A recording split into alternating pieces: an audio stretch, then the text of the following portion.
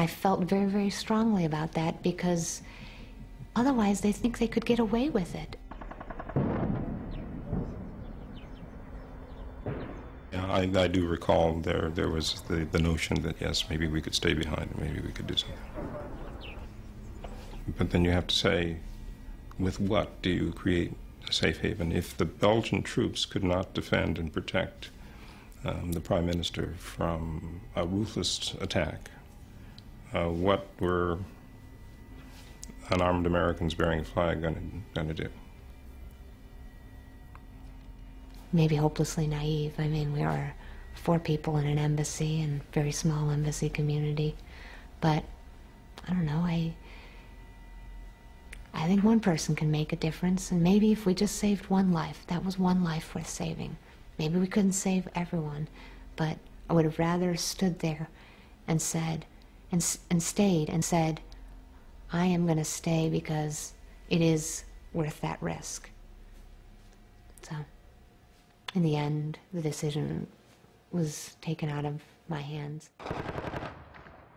All embassies in Kigali closed. Aid workers and diplomats were ordered out of the country.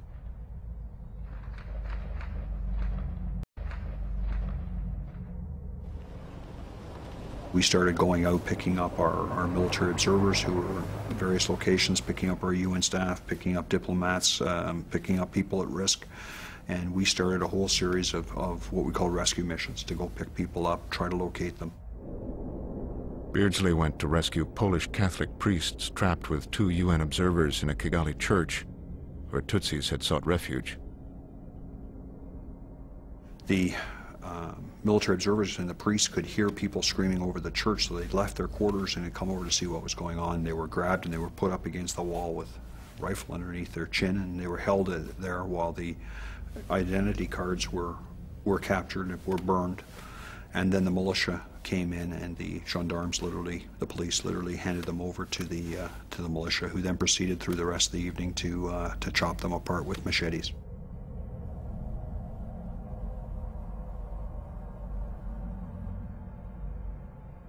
Inside the church itself were about 150 people.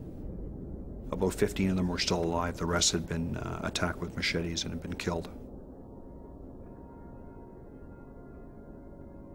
And the thing that stood out in my mind up until that day, it almost bore the resemblance of a coup, taking out the moderates. But this was different. This was just ordinary men, women, and children, and the only reason whatsoever that they were killed and targeted was because they were Tutsi.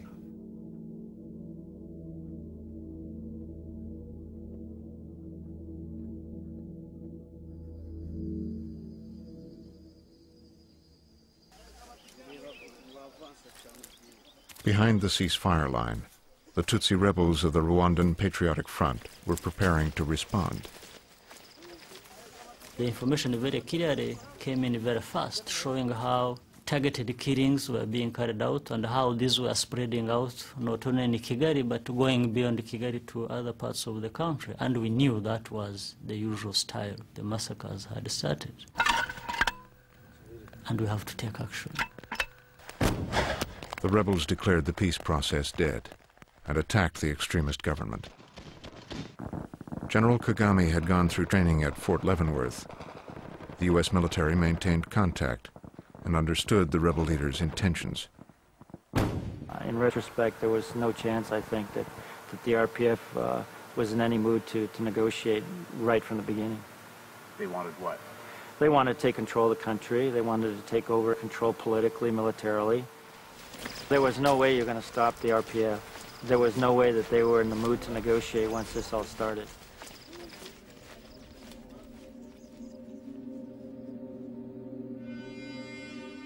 Overnight, 1,000 French and Belgian paratroopers had arrived without warning, seizing Kigali airport.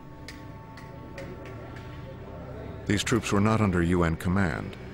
Their mission was solely to get the expatriates out. Dozens of journalists had arrived with the new troops. They traveled with Belgian soldiers to Kigali's psychiatric hospital, where the Western staff was trapped.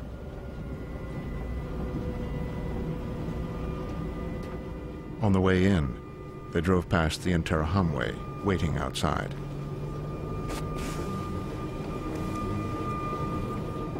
Tutsis emerged from the hospital building, where they'd been hiding for 3 days.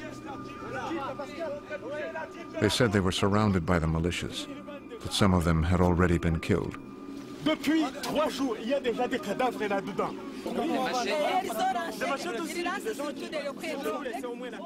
When it was clear the soldiers weren't going to help, the refugees appealed to the journalists.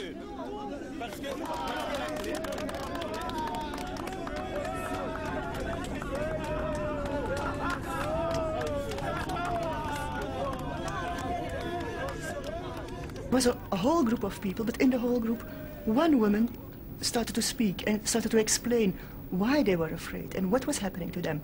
And she started begging us to take her and the others with us. She was speaking to me, a woman to a woman, saying, "I'm afraid, please help me." Yeah, we were just listening to her, and then we couldn't do anything. At that moment, we thought we couldn't do anything, just listen and say yes.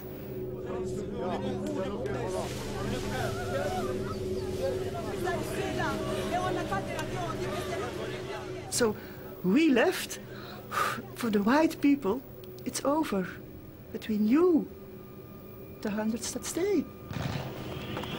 And we heard the shooting at the moment we left. So it was clear for me that hell starts for them.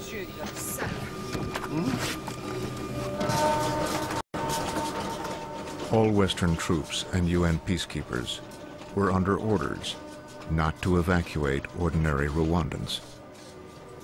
What that meant was anybody that was white-skinned got to get on an airplane and fly to safety, and anybody that was black-skinned got to stay in Rwanda and get killed.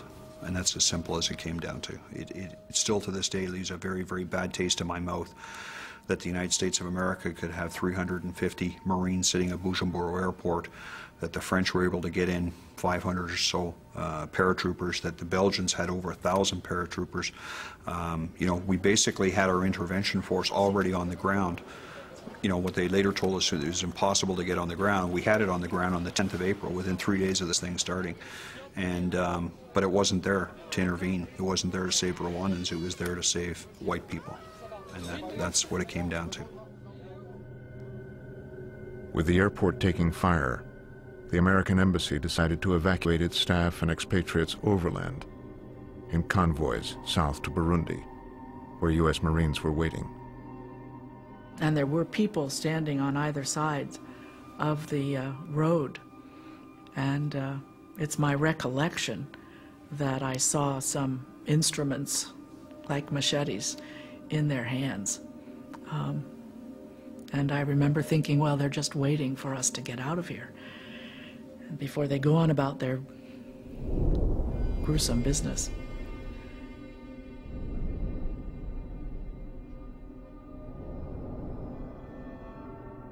I was working for the American embassy, basically. I saw them leaving. I saw the flags on the vehicles.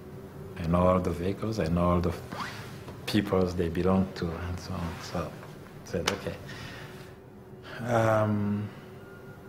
I think it was sad, surprising to see that by the end of the day, you are a person who has to die, when other people are allowed to be alive.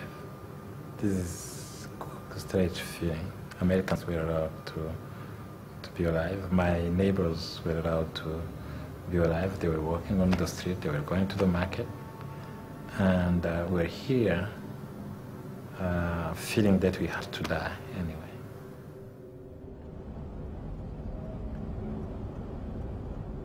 As she organized the last American convoy, Laura Lane made a final attempt to do what she thought was right.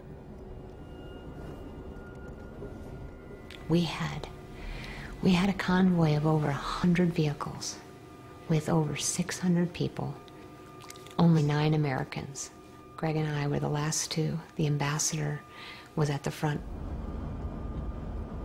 And yes, there were Rwandans in there. There were Tutsis in there, and in some cases there were Hutus. And so if they made it to our checkpoints and we, you know, we could hide them, we did. Some of them were, you know, we dubbed them Americans for the day. You know what I mean? We made them honorary Americans so that they could be in the convoy.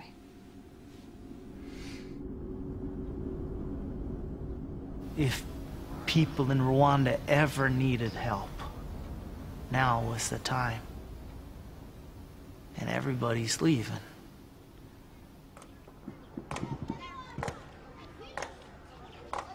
Carl Wilkins had put his family on an American convoy, but he decided to stay behind with Rwandan colleagues and workers who'd sought refuge in his home. That Tutsi young lady and that Tutsi young man were faces right there to me representing the country, and I felt if I left, they were going to be killed. And then I recognized, you know, how is it? I got this blue American passport.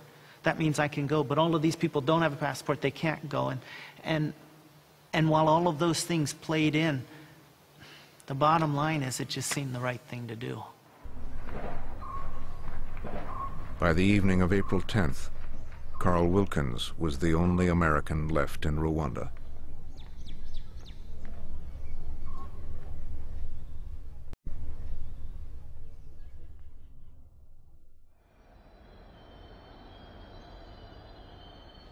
As far as I know, everyone in Kigali who's wanted to leave has been able to leave, and they're probably successfully out by now, safely out by now. Thanks very much. The Clinton administration breathed a sigh of relief. In Belgium, the country was in crisis. With 10 of its soldiers dead, the government wanted to pull all its peacekeepers out of Rwanda. But it didn't want to be embarrassed by leaving alone. The foreign minister called Secretary of State Warren Christopher.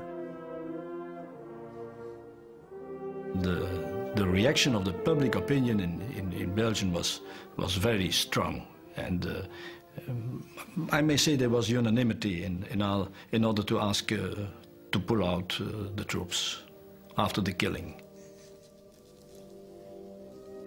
Warren Christopher told me that he understood perfectly why the Belgian government took that decision. He confirmed that the preference of the Americans went to the withdrawal of the Minuar. Quite clearly, the Belgians wanted to have a cover of having others leave as well, I think, and we yielded to that request. In retrospect, I wonder if that was the right thing to do.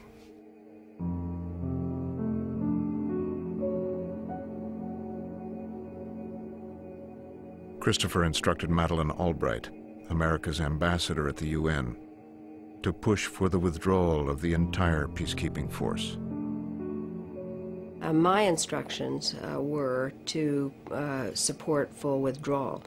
And I listened to the discussion very carefully in the Security Council, and I could see that our position was wrong, and especially in listening to the African delegate, Ambassador Gambari from Nigeria, was very moving on this.